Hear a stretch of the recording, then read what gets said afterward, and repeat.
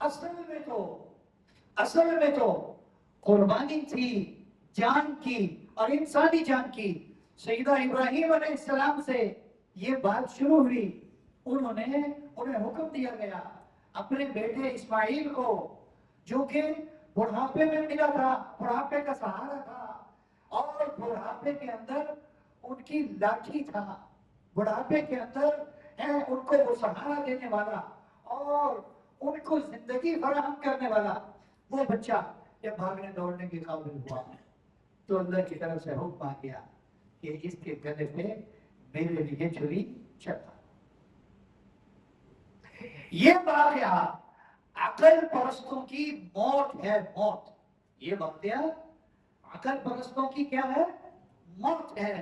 عقل پرستوں کے گلے پر چھری پھیری گئی کہ دیکھو ابراہیم علیہ السلام کو، دیکھو میرے پیغمبر کو، کہ میرا حکم آیا، مال قربان کیا ہے اور سب کچھ قربان کیا، اولاد بچی تھی، میں نے اس کا حکم دیا، انہوں نے اسے بھی میرے سامنے قربان کر دیا.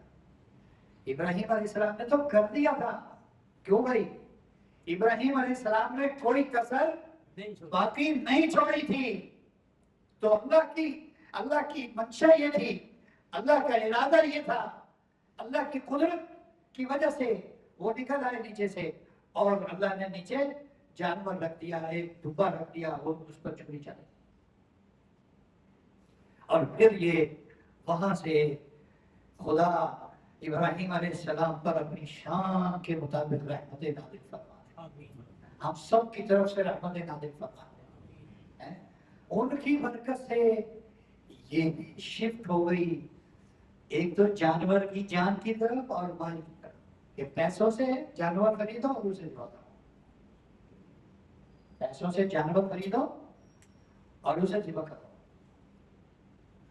آج بھی کچھ عقل پرست بیوقوف، جو عقل پرست ہوگا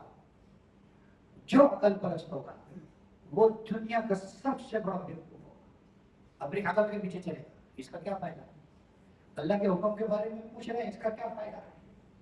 تمہارے پیدا ہونے کا کیا فائدہ؟ ایسے آدمی سے آدمی پوچھے کہ بھائی تیرے پیدا ہونے میں کیا حکمت ہے؟ تو پیدا کیوں ہو گیا؟ کیا ضرورت تھی تیرے پیدا ہونے کی؟ اللہ کے حکم پر اعتراض ہے.